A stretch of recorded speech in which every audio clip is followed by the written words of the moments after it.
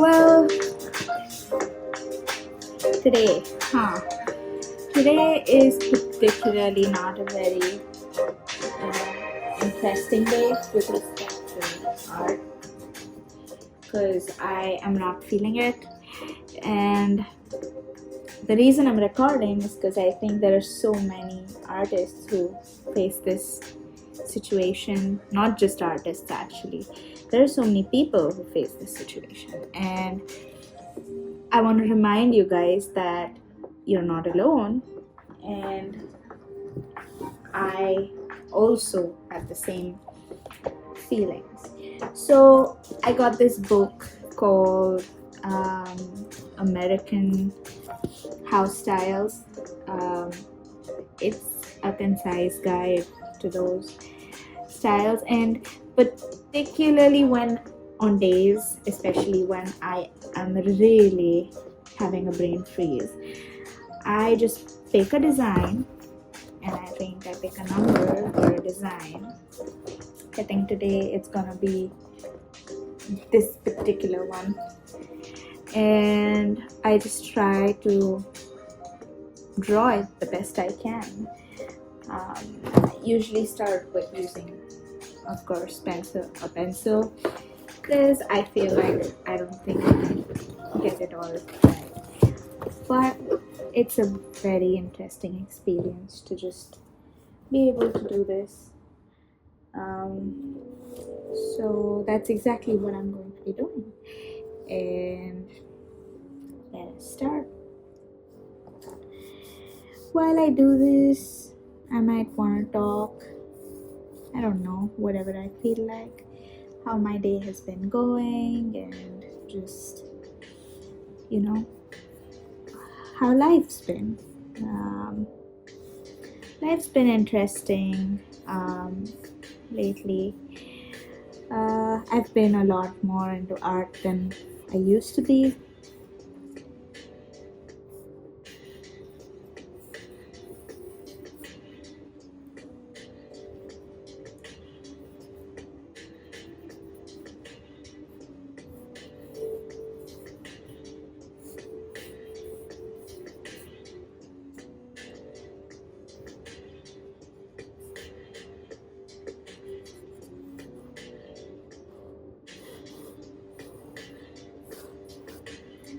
Now that I'm drawing it, I think something that I should have maybe done before I started drawing was imagine how big I wanted this to be.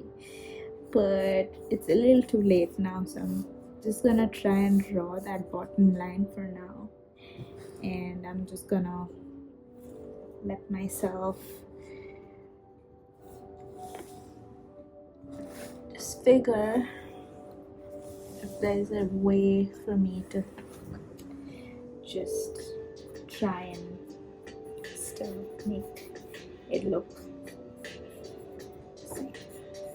So sometimes when I have a brain freeze, like I was talking about, I choose an activity like this where I'm just copying because I know my brain's not in the position to actually work, and I know that I'm not gonna be able to come up with a new idea.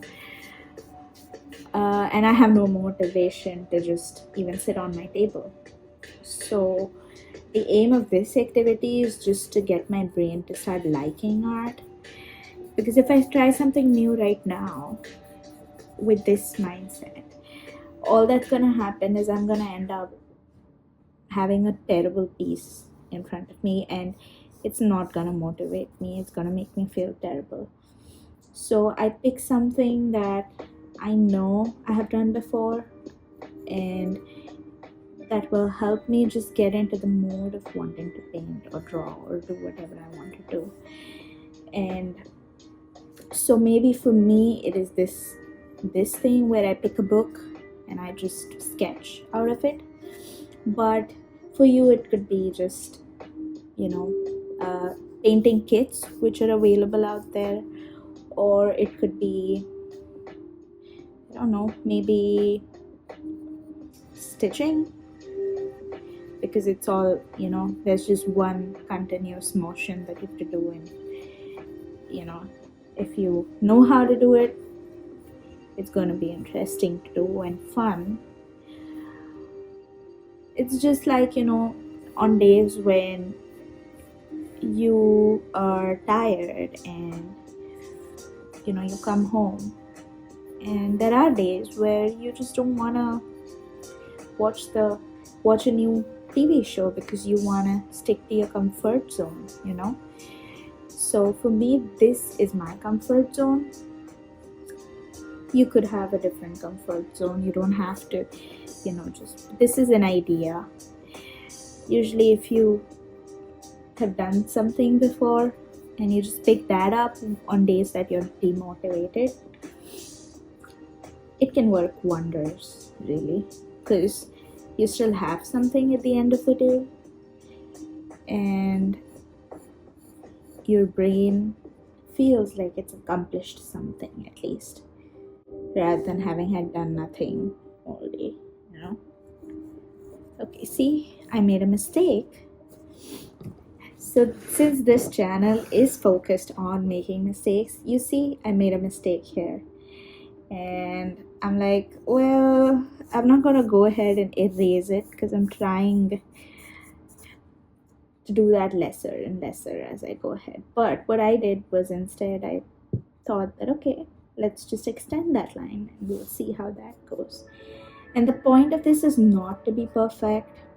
I know it's not gonna look exactly like the reference picture, but that is not what I'm trying to do. What I'm trying to do is get back to being able to draw, get back to feeling less overwhelmed about picking up my paintbrush or my pencil. So I've already won a battle, so it's progress. And instead of focusing on, oh my god, this line isn't straight, or instead of focusing on, oh my god, I'm not able to get this right or that right, I'm learning to focus more on the fact that nothing's ever going to be perfect. What is perfect, right? Such a nuanced word, sorry. And I feel like this way, at least I'm progressing. Might not be perfect progress, but I'm trying. Okay, so when you're drawing stuff like this, right? I mean, not just what I'm drawing here right now, but when you're drawing landscapes, or when you're drawing sceneries, or when you're drawing any sort of from picture, for example, right? The best way of judging how big to draw something or how small is with perspective. So if you see in this particular piece right here, what you see is, okay, this line coincides with this line, for example. So now if I've drawn this part, I can actually use that to understand where my other points would be. So let me show you. So I've already drawn this part, so somewhere about here is at what height in my painting. So sometimes your measurements might not be exactly the same as that, because your paper might be bigger, smaller, but those points will make it look right. Okay, so for example, right now if I draw it like that, like how they have in their picture, so it's coinciding with that. So if I do the same thing here, it's gonna sort of just somehow look right, even though it's not the same height, it's not the same size, just like it's not a replica, of that. But on this side now, I'm going to show you if I do not follow that and I say, okay, maybe it goes this way, and then that, and then. So now this case, this looks too big for this side, right? So what I'm trying to say is sometimes, well, I'm going to use an eraser now because I wanted to show you how different it looks. But what I was trying to say is that use your reference in the right way. And the best way to use your reference is sort of look and observe where those points are, what they coincide with on your piece of paper, right? Again, here, what I'm seeing is, well, this is at the same point as that, so I'm gonna go ahead and mark that. right now. Okay, that's the doors. Now, okay, now we're gonna go on the windows, right? So if I count, there are about 3, 1, 2, and 3. And then again here there is 1, 2, and 3. We're gonna assume, right? So our door is gonna come somewhere in the center here, like that, at this moment. Okay, and so our windows inside here, they are the same size as that. So what we are gonna do is we're just gonna go ahead and draw those lines, and then we have so right now you're just thinking high level. Okay, you're not gonna think, oh, how do I get the 3. So there's 1, 2, and 3. And right now all I'm thinking about is, okay, am I at least making the outer lines? I'm not thinking so much about the inside of each part, like the details. I'm only thinking about the high level bit where I'm trying to show perspective, and I'm just trying to get all the pieces right of the puzzle, right? In a puzzle, you don't go ahead and start trying everything at once. Well, for some puzzles it works, but for some it doesn't. It's the same with art. So in this particular piece, if I start looking at the details right now, rather than just shapes, right now I'm just picking up on shapes, like here, again, this has to be the same height. What I'm seeing at least makes sense, right? They're identical windows, but what I'm trying to say is shapes matter. So focus on the shapes. Don't focus so much on the detailing of it right now at this stage, right? We're just gonna try and get all the shapes right. And you're gonna make mistakes, I am too. Like the height of this, something's really not right with that, because I think it has to actually go up there. So, well, we all make mistakes, and then if that goes there, then all of these will change, you see. So one small thing can make all the difference in the world, and so what do we learn from this is that if you're an overthinker out there, this piece of work is teaching me that it's so important to first at least figure out. So before you start figuring out all the details in your head, it's important to first and foremost, write everything you think on paper, because when it's in your head has the tendency to want to solve all problems. And if you're an overthinker like me, you're going to want to identify a problem, and your brain is going to go on a loop of trying to solve that problem. And unless that problem is solved, your brain will not stop thinking. And so if I follow what's here, right? Like if I just kept staring at that piece of paper, and said that, oh, this is how I want to do it, it's never going to be done. So it's important that if it's in your head and you're overthinking something, it's important to first thing get it down on paper. And when you're getting it down on paper, it's not like you're going to figure everything out while you write it down. What's going to happen is you're going to, just like in this sketch, what I'm doing here is very simple. I am just looking at shapes, trying to get the shapes right, and not thinking too much about what the details are. Is it looking like what I want it to look like, or is it actually turning out to be what it is over there, right? It's the same thing when you're an overthinker. So what you're going to do is you're just going to jot down everything on paper and stop trying so hard to make it look right, In fact, I have the habit of, when I'm writing, if my handwriting is terrible, I get so annoyed with it. And that is where we have to change our mindset and say, okay, let's just for now put it down on paper however we can, whatever we can, in whatever way we can. And that just makes things so much more lighter in your head, and then you're going to start I will come to step 2, but step 1 is just identifying high level what it is you're thinking, okay? Because sometimes when it's in the head, you're just thinking about so many things at the same time, you don't even know, what it is that's actually bothering you or what it is that you really want. So, step 1 is just gonna be take a piece of paper and just write it down, you know. And don't give yourself options, oh, I'll do it later, oh, I'll do it tomorrow, oh, I'll do it in the morning. For an overthinker or for someone like me, I'm not a licensed therapist, but for someone like me and from my experience, I would suggest and say that we just need to start somewhere, you know. Same premise as the last time, right? I have a problem with starting, and the moment I start writing on paper, it just suddenly starts to get clearer and clearer. Not because, oh wow, something's magic in that paper, it's just the magic of how your brain processes it. It sees it on paper, and wow, there you go.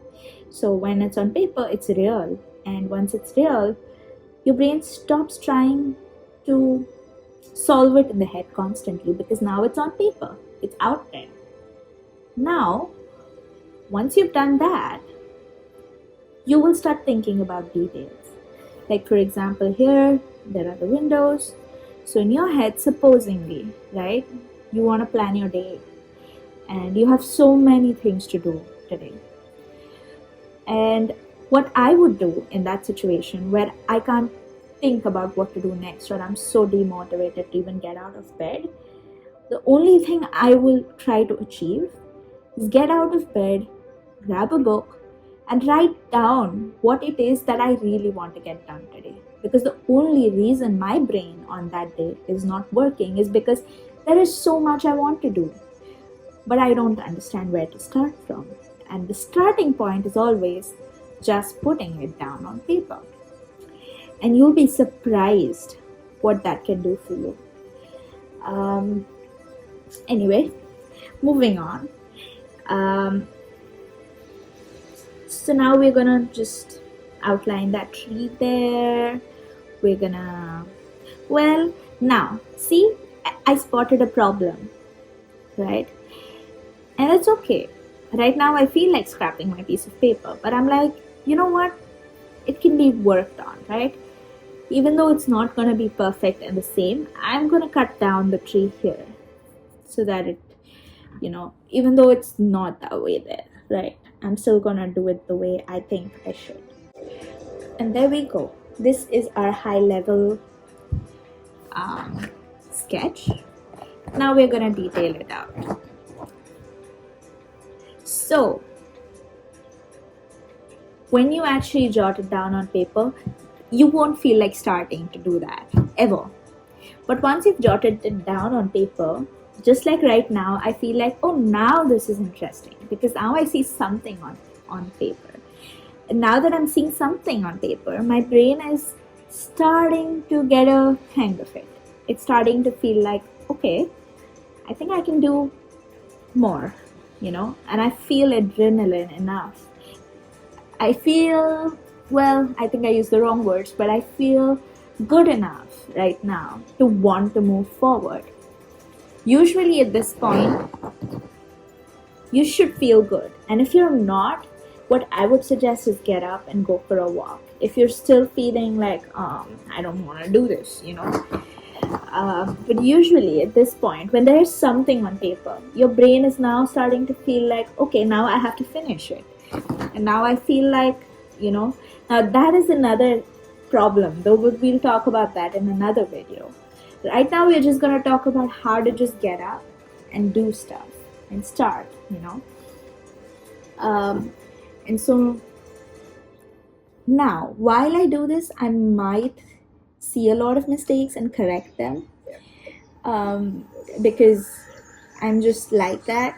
And so I'm gonna actually go ahead and just start with this pen. It's a Micron 1, size 1. And I'm just gonna go ahead and try and use this um, pencil sketch, to actually try and, just make it more real. And this is where, so if you've by now, as an overthinker, jotted down everything in the form of, usually bullets work really well, or numbers, if you like being more, but usually I am a bullet journal person. I like just writing everything on paper and then trying to make sense of it. Someday I will show you my mess, of how I bullet journal. Uh, but it's precisely like this. I just put everything on paper and then I start looking at each bullet and see, okay, what is it that I want to do about that, and when is it that I feel like it's important to do. So I would next set priorities. I would think, okay, maybe I want to do it now, or maybe I don't need to do it now. Maybe I can just do it some other day, and sometimes you don't know, and you would write out there that I'm not sure when I want to do it by, and that's okay. So again, you don't have to be perfect with it. You just want to try to, just get things done, get at least one thing done, and that's still progress.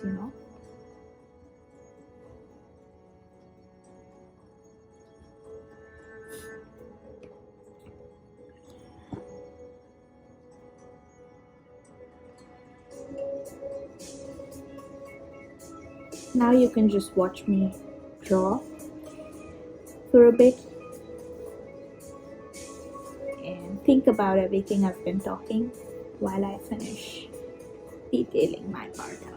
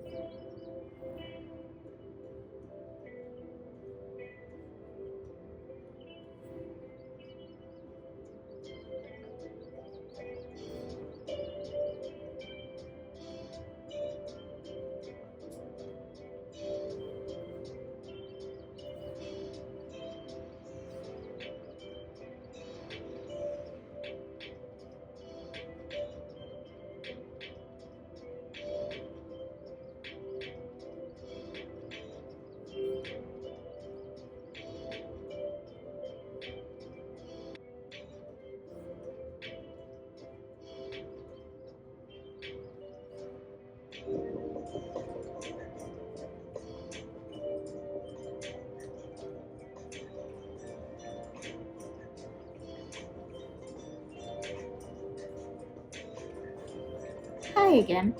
I wanted to just pop in and say thank you so much. I appreciate you guys watching me just draw. So, something that just popped into my mind, and I thought I should share it with you guys, is that if you notice, the person who actually drew this needed different measurements and needed different thicknesses of lines because this was that person's version. My version might actually need, well, something more different. Different thicknesses, maybe different shapes. A couple of them might be different shapes. So, what you should always remember, what I'm teaching myself to always remember, is that everybody has a different race to fight. And if we try too hard to constantly fight in someone else's battles in the way they want to fight it, might not work for us.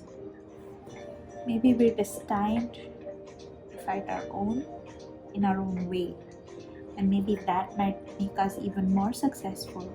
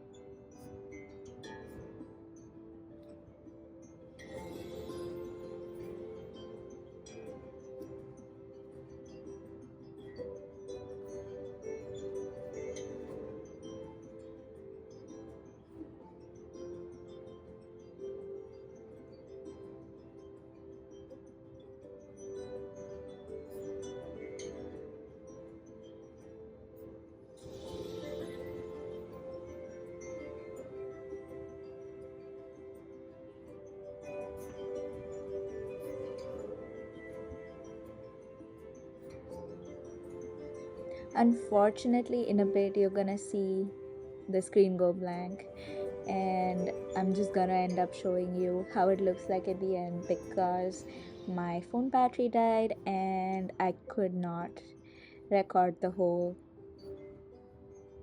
process, but very few parts are left. So it was just the roof on top and some parts that needed to be darker. I finished those up, and in a moment you're gonna see the finished product. But sorry for that, and I hope that you still enjoyed the video, and hope to see you in the next video again. Bye from that artistic lounge, and hope you had a good time listening to me while I sketched.